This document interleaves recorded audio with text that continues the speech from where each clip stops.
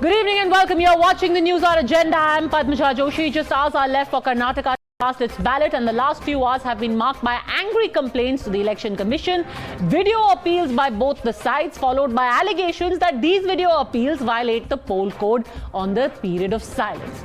And of course, a Hanuman Chalisa part from Delhi to Bengaluru by the BJP and Bajrang Dal. This time, the contest is predicted to be so close that even a dozen seats here or there could change everything. The focus then will be to turn the close margin seats. The seats which in 2018 were a hairline finish. Whoever wins those seats could win Karnataka. And that's why today we will get to you the magic 31 seats that have been identified by Winning Elections and JVC Sriram as those where the margins of victory in 2018 was less than 5,000 votes. First, let's take you through that list of 31. In our election journey, the ever-trusted Jem Rug is going to be accompanying us, of course, giving us the analysis for who is ahead in these 31 seats, why they matter, and how they could well decide the election. So let's first up go through each of those 31 seats and tell you why they are important. First, let's start with the seats that were extremely close, less than 1,000 margin, less than a margin of 1,000, starting with Maski, then Pavgada and Hirekrur. The first one is in Raichur, the second in Tumkaru, the third is in Haveri, and in Maski, which is a reserved seat for the tribal, it's a tribal seat, the margin in 2018 was 213 votes.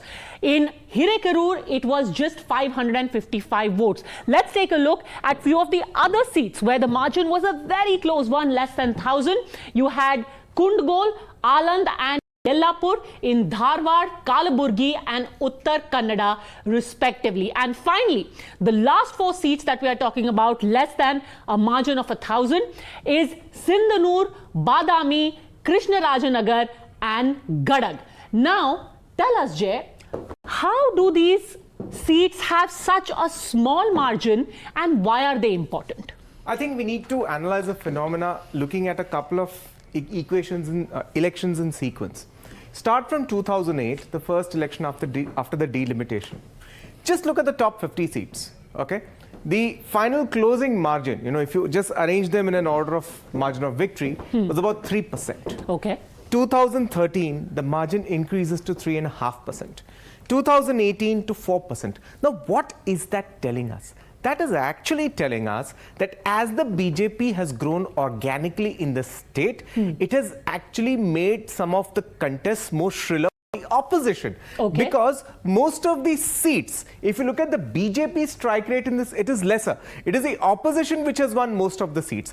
On an average of those top 50 seats with these shallow margins, 75% are with the Indian National Congress. And it's interesting because a lot of these seats are areas which are technically strongholds of the Congress. For example, take a look at Kalaburgi. This is Congress president. The territory of Mr. Kharge. Absolutely. This is Mr. Kharge's own bastion. His son is contesting from one of the seats over there. Dharwad, again, is a place where the BJP technically is very, very strong historically. This time they're hoping to make gains with the help of Mr. Sheta. Yeah, but look how close it is. And if we go right to the beginning, Maski also is in Hyderabad, Karnataka, now known as Kalyan, Karnataka. So very, very interesting. If such a close contest, how is it decided who is ahead in it?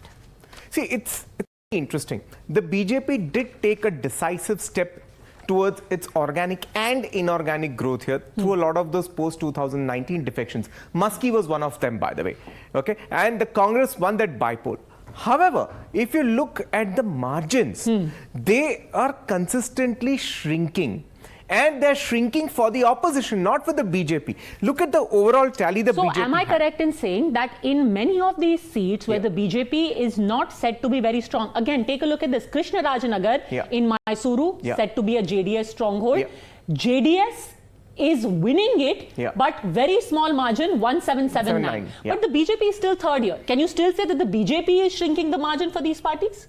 Yeah, look, what has happened in most of the cases, even if you look at the bypolls after 2019, it is the BJP which has more or less cannibalized the JDS. Okay. In all the bypolls held then, while the Congress did manage to retain few seats, 3 of them, the JDS retained none. So it is the JDS which is losing its vote share and seat share to the BJP, helping the BJP in many places to clear the pitch for the Congress. So, would we be correct in assuming that the more BJP gets stronger, the more the number of these seats with closer margins will be? Absolutely, and they will belong to the opposition. Now, in 2018, the BJP had 104. The Congress had 78. You would normally, off the hat assume that the marginal seats also would be in the similar proportion. But it's quite the reverse. Of the 35 marginals in 2008, 27 were with the Congress. Okay, now let's take a look at the next slot where the BJP strike rate is about 20%. In these seats, the margin is between 2,000 and 3,000. So there is Sringeri, which has a very famous mutt. The Sringeri, Congress is the winner, but BJP is there in second position. Very close. 2,000 is the margin. Then in Tumkuru, there is Thiruvekere, where the margin is just about 2,000. Again, this is a JDS stronghold. So BJP is winning it and seemingly overtaking the JDS, which is supposed to be very strong here, winning it by a margin of 2,000. And Athni in Belagavi, which is in the Maharashtra, Karnataka area, what's known as the Bombay, Karnataka, and now Kittur, Karnataka, where the Congress is there, but the BJP practically are nipping at their heels. Athani is also the seat where Lingayat leader Lakshman Saudi has rebelled from the BJP. He's the former deputy chief minister, and he's contesting on a Congress ticket now. Now, the fact to note is we are saying 20% strike rate for the BJP. I think the real story is 80% strike rate for the opposition. Maybe if you can go farther, people would actually be able to see the seats that we are talking about, because people can literally see nothing right now other than our faces. Fantastic. Now, look at it. Now, let's get the story a little clear for the viewer. We are saying a 20% strike rate for the BJP in these seats. It effectively means an 80% strike rate for the opposition. Now, that's not great because these are shallow seats, 2,000 to 3,000 margin, which is what the point we're trying to make since the evening, that in this contest with the BJP growing organically and inorganically, it has pushed the opposition to a shallower set of seats. Okay, let's just stay on that frame, please. Let's just see the names that we are talking about and stick with it. We'll just stick with it and see all of those names.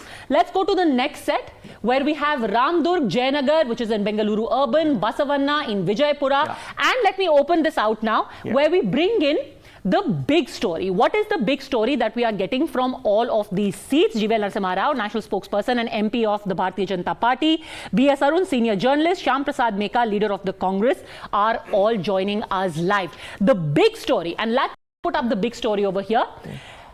Like Jay said, the number one takeaway is that when BJP grows stronger, the margin goes down for the opposition parties, and that is going to happen increasingly. The BJP has taken the fight to the opposition. In traditional strongholds of parties like the JDS and the Congress also, the BJP is making inroads.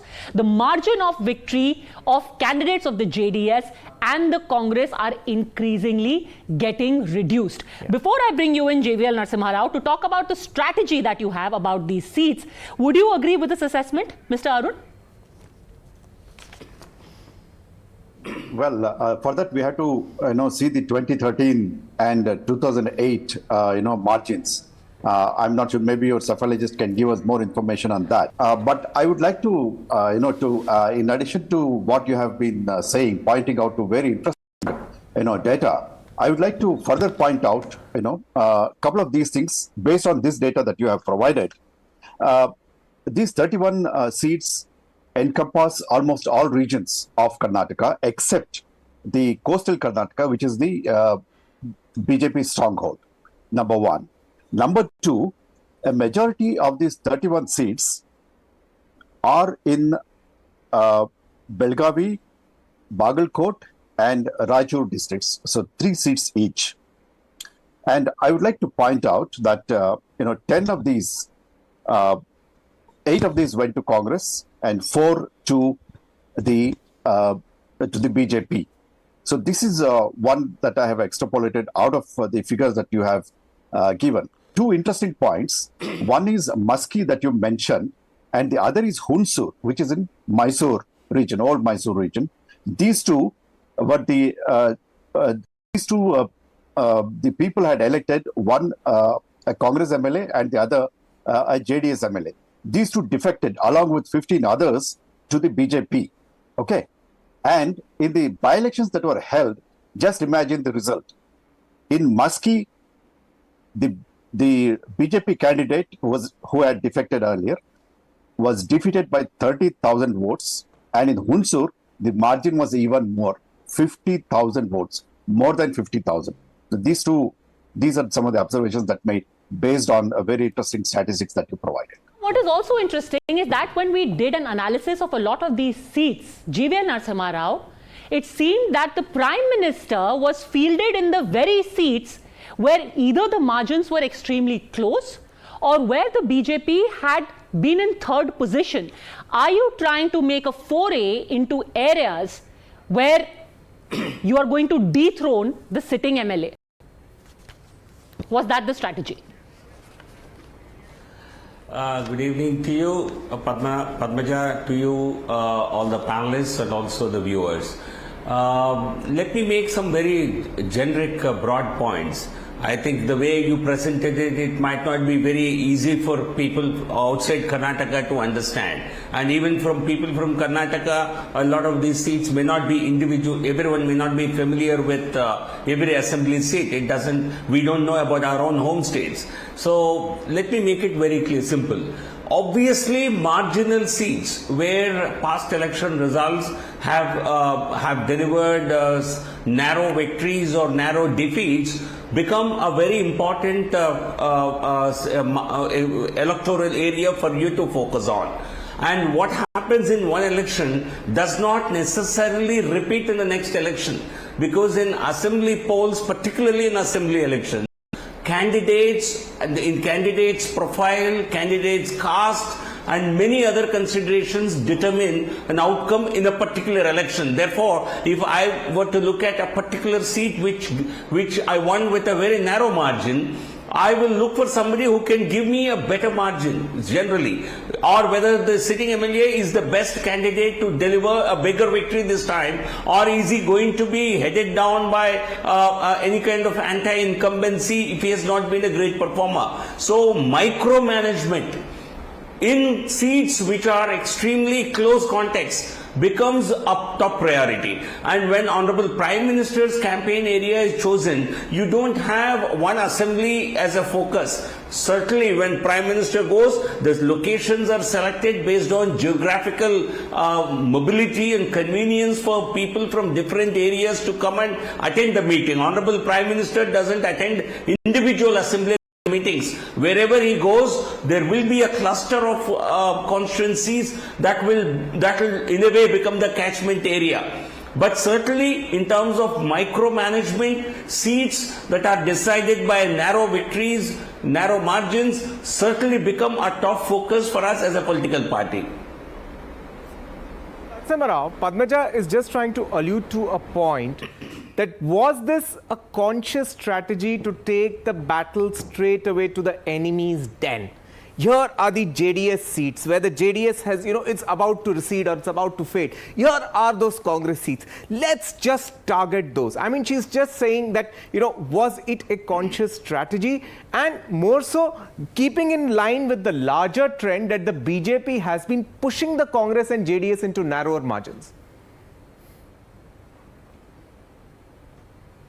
No, Jay, you see, for us, every seat of the 24 seats in Karnataka is on our radar. So it's not that there are some seats which are strongholds of the opposition that we are willing to let go. because in Parliament we are sweeping elections. We are winning a majority of the popular vote. We are winning almost all the seats. So why not replicate, why not repeat that performance in assembly polls? That's the effort, though it's a very difficult task. So there is nothing like a enemy or a rival's den that we are entering. No, I think we certainly, when our top leaders go and campaign, we will simply not go and campaign only in regions or districts where we have traditionally been strong. We are aiming to be in power in Karnataka. We are aiming to get a majority on our own. So therefore, no region is outside our focus. They campaign in strongholds. They will also campaign in areas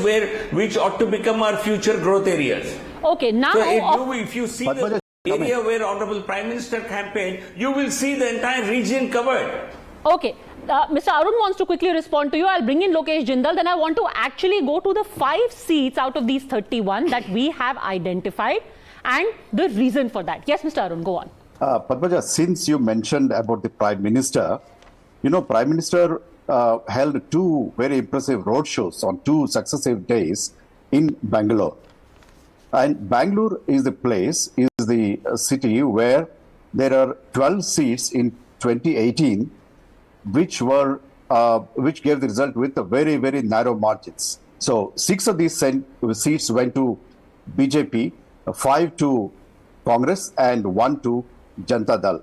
Perhaps this was one of the reasons why the Prime Minister, conducted his roadshows, which were very well attended. That was perhaps the strategy of the BJP leaders. Do you respond to that, Lokesh Jindal, that ultimately you can scoff all you want at the Prime Minister saying that this last-minute push is not going to work, but the way it has been strategized, he could well close this gap? Lokesh Jindal. Padmaja, if we are talking about the 33 seats, we are usually covering the districts of Mandya, Mysore, Hassan, and the entire region of the South Karnataka region. Actually not. So here's the thing. Let's actually quickly tell you that all of these seats are spread all across Karnataka. Yeah. Barring maybe coastal Karnataka, it is from Bengaluru urban, it is from Kittur Karnataka, Kalyan Karnataka, Central Karnataka, and the Old Mysore region. Well. So everywhere there have been tight fights. Yes, my point over here is, first of all, I would like to discuss about Bengaluru urban. Now that is a area, 28 seats are there, and in the last election, it was BJP, including the defections that occurred, that it had won 15 seats. Now, out of the 15 seats, 4 were the outcome of defections, and with a very, very close margin. And looking at this year's perception that is developing, I don't think that Prime Minister's rally is going to create any form of give any form of advantage to BJP with respect to Bengaluru urban. And with respect to rural, there are 4 seats. Again, that is a region which is very close to Kolar, and the region that is close, that is pro-Congress. Kolar we had seen last time, all the 5 seats going to the Congress. So in that entire region, I don't think BJP is going to have any major breakthrough. And in the Vokkaliga belt as well. In fact, let me tell you, 2020 farm laws again are going to haunt BJP. Because the Vokkaliga, it is basically a farmer region, the entire region of Mandya, Hassan, Mysuru, and that entire region is a farmer belt region that is not going to be within the reach of BJP. BJP has tried really hard right from 2020 to December to reach out to the Vokkaligas, but it has not been very successful. Yes, they will maintain. Lokesh, I have one question. Lokesh, I have one question. I have one question. 2, rather, I'd put it. Kolar, you mentioned that you were very confident of a Congress performance. Why is it that Mr. Siddaramaiah was denied a contest? Now, allegedly, there were newspaper reports that the Congress's internal survey said he was challenged in Kolar. That's one thing. Just the second part. Even in the Vokkaliga belt around Bangalore, you're saying that the BJP shall not perform, but take Chikkaballapur, several other seats, even a seat like Sira in Tumkur, which the BJP, it's not a defection bypoll, it was a bypoll necessitated by the death of the sitting MLA. The BJP demonstrated a very good performance in Sira, which is a part of the Vokkaliga heartland. You still feel that the BJP might not be able to give a performance there? And also, I would like to know about Kolar, because why was Mr. Siddaramaiah then denied a chance to contest in Kolar? Well, the issue of Siddaramaiah being denied the chance to contest to Kolar is an internal party issue, and it cannot be generalized in the voters' overall framework. But with respect to the information that we received at the grassroots level, Congress is very strong, especially in the Kolar region, and it is going to retain the 5 seats in the Kolar belt again. Secondly, with respect to the Vokkaliga issue, let me make certain points. Let me bring out certain points. Where will the BJP tend to go back? See, it's installing a statue of Kempegowda at the airport. Yes, it's a welcome move. But when we talk about the electorate at the grassroots level, they are more concerned with the policies. The input cost has been rising. Now, let me tell you, in the southern Karnataka region, even the per acreage crop price is somewhere around 5,400, and the BJP government has been giving only 2,500 rupees. Now, that had been a major resentment amongst the farmers in the Vokkaliga belt. But even in the Mysuru, which is a very fertile farmer lobby is there wasn't any form of relief given by the BJP government. But and there is a actually, long the two resentment things that the in that BJP region. has spoken of prominently, Jay, and this isn't just specific to Vokkaliga. One, of course, is the 2% increase in reservation to Lingayats and Vokkaligas respectively, where they've taken it away from the Muslims. And the second is the Kisan Samman Nidhi, which is 6 plus 4. 6 from the centre and 4 grows from the state government, which has gone to all farmers irrespective of whether they are Vokkaliga, they are Lingayats, they are Dalits, they are Kurbas. Yeah, there are 33 seats, strong 33 seat belt, the Vokkaliga belt that we see. Last time it was JDS winning around 23 seats. And this time it will be Congress that will be gaining an upper hand over JDS as well. We will see in that entire belt in South Based on India, what? Congress. Based on what? Out 5 of promises? 60, more than the 5 promises. In fact, it is only the Congress party which has which is pro-farmer, which is. Sir, that is fine. I'm asking you, based on what are you making these assertions? Yes, certainly the five promises are quite effective. They have been formulated keeping in view the interests of the farmers, and it's a ordinary man form of election manifesto that Congress has come out with. Okay, Jivel Narasimha Rao, you are talking about Kisan Samman Nidhi and the reservation. The Congress is saying that this is a Mehengai ka election and one about expensive cylinders, which farmer and housewife feel alike. Jivel Narasimha Rao. No, one about Kisan Samman Nidhi that you yourself mentioned, it's a big plus for the BJP. Second, also scholarships, educational scholarships for all children of farmers. It's a unique scheme in Karnataka, which is also a very big popular scheme. Then apart from this, people have witnessed massive development in infrastructure in rural areas. And I'm sure you have traveled to many parts of Karnataka. I think they have some of the best roads possibly. I think even the rural areas have great connectivity, and drinking water supply, and the Jal Jeevan Mission has taken water to the household level. So these are benefits of a double engine government that people are already seeing. So the Congress party's fake promises, which they have also made in Uttar Pradesh, Uttarakhand and many other, Gujarat and other states. So they are not going to carry any conviction with the electorate. They have really seen development under the BJP government in Karnataka with the help with assistance from the central government, and they certainly would not want to disturb that equilibrium. So we expect to get a bigger mandate in this election compared to the fractured mandate which we had got in 2018. Okay, Mr. Arun, on the ground, who do you find getting more resonance? Well, earlier it was the Congress which, because of the guarantees that it assured the people, and through its manifesto later, it was Congress which was making sort of a headway, in the elections. But then, once the Congress leaders started making the remarks like poisonous snake and, like that, and the manifesto which brought out that comparison. No, but if I was to Then- talk then in specifically addition about to that, farmers, just a because second, they are going just to a- be important, just specifically I want to talk about farmers. Since we're talking about the Congress's guarantees versus the BJP's promise of money to the farmers, who are they going to lean towards? It's a bit difficult to say. But farmers are a very strong cluster of voters, and the farmers in the old Mysore region are strong supporters of the JDS and also of the Congress. In the 56 seats of old Mysore, Janata Dal got 31 seats. It's more than half, Yeah. and the BJP came third. That's why all the focus now on this region by both the parties. So it's a bit difficult to say. And in the northern Karnataka, it's the sugarcane farmers and farmers growing very different crops and food grains. So now the 5 seats that you chose, why did you, let's go through those 5 seats, Jay, and tell us why did you choose those seats and which way it could go. These are also small margin seats, and which way do you think they are leaning? First, Jayanagar.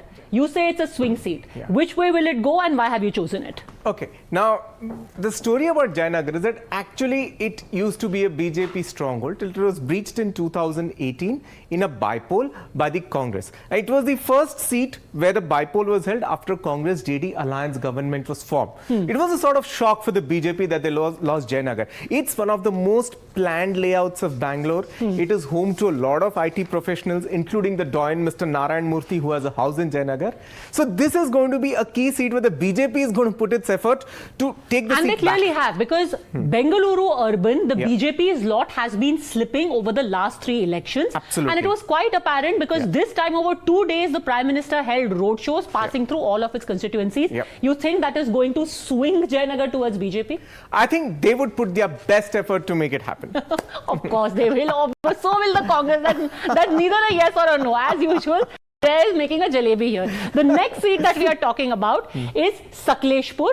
Gowda family stronghold. What happens this time? This is a seat that the JDS has won thrice in a row. But interesting, it borders the BJP strongholds of coastal Karnataka, the seat of Belthangadi, which is bang next to Sakleshpur.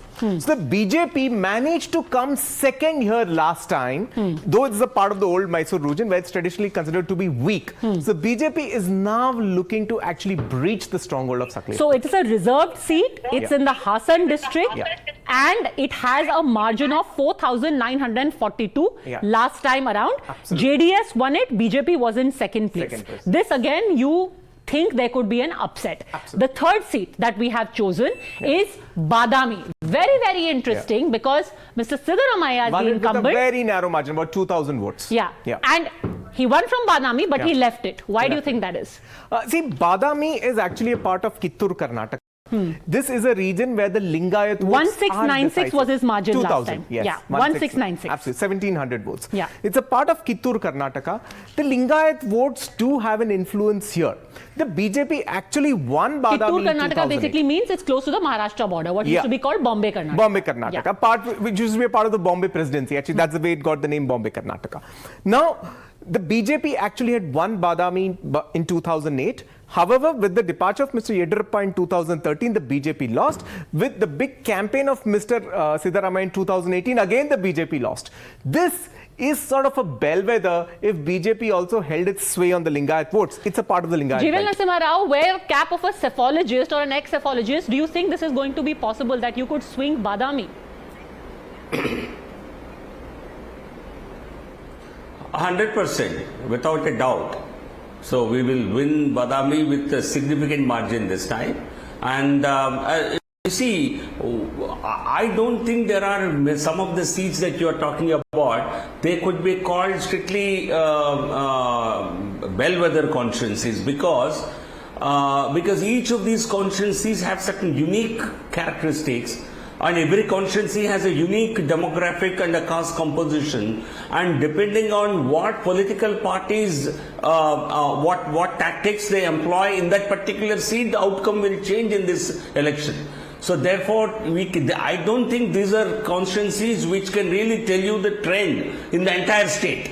But certainly, each of these seats we will have our own tactics to win them. keen contest for sure. Yeah. Okay, yeah. Mr. Arun, I'll give you the final word. Two seats that everyone is talking about, Badami and Chittapur. The BJP seems to be very confident that at least two major upsets, of course, in addition to Mr. Jagdish Shettar's seat. Do you think that it's possible for there to be these three upsets? Chittapur, Priyank Kharge, Mr. Jagdish Shettar's Hubli Dharwad, and of course Badami, which was held by Mr. Siddaramaiah. Mr. Arun. Okay. Badami, I'll just give an interesting input to this. It was contested, of course, by Siddaramaiah, and he scraped through. The opponent was a powerful, scheduled tribe leader, Sri Ramulu, a minister also. Yes. Sri Ramulu is not contesting this time. He has shifted his constituency to another seat. Yeah. So the things may change here in this. And Chittapur is where Priyank Kharge, Mallikarjun Kharge's son, is contesting. And the other seat that you talked of, Padmaja? Which is Mr. Jagdish Shettar. And Jagdish Shettar, I think, is a very, very close race, and anything can happen in this, in this election. But one thing is, Jagdish Shettar, as a BJP candidate, had been winning by about 25 to 30,000 votes in the last 4 or 5 elections. He won 6 times. This is the 7th time he's contesting, but this time on a Congress ticket. So this is going to be one of the most interesting seats in the state. All right, interesting, and that's why it's on this list. Yeah. But if these 31 goes to the BJP, you think that could be a sure signal that they could get a majority on their own? Yeah, I think this election, Padmaja, is, while as much about issues, it's also about the organic and inorganic growth model of the BJP. So I think that's going to start showing up. It's social engineering. Nobody talks, I mean, people talk of Lingayat votes. Nobody talks of Mr. Govind Karzol, who is the Deputy Chief Minister, and he is from the Matanga Samaj, the SC left, which has supposedly gone in a big way with the BJP. So I think we are going to see a lot of outcomes which may be surprises, social engineering and the inorganic broad basing done by the BJP. Okay, we're going to keep a close eye on that. Tomorrow, of course, beginning 6:30 p.m., you are going to start seeing the first cut of our exit poll. So stay with Times Now, not just at 6, but also from the morning when Karnataka votes in perhaps one of the closest elections you've seen in recent history. Thanks very much, gentlemen, for joining me. I'll see you tomorrow.